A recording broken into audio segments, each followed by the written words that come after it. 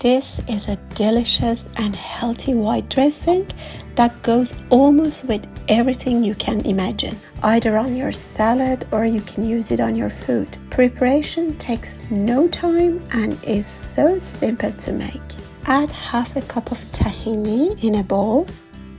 To that, add half a cup of water and keep stirring until they combine and come together.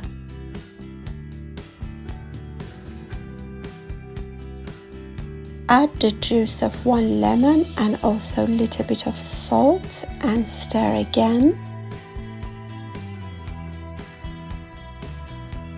At the end, grate 1 garlic over it and mix it nicely.